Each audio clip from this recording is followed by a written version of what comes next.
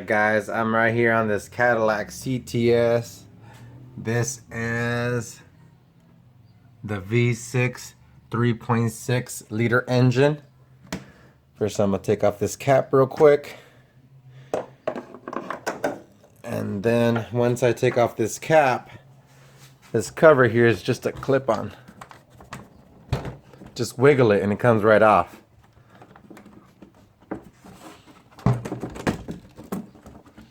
It's just a clip-on, guys, alright? You just gotta push it in a little bit.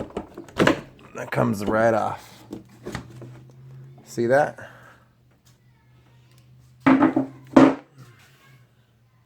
So here on this Cadillac CTS, I was trying to find a vacuum line that would suck it in to the motor. And it looks like this one right here, this one I follow, it sucks in air and it keeps the engine on.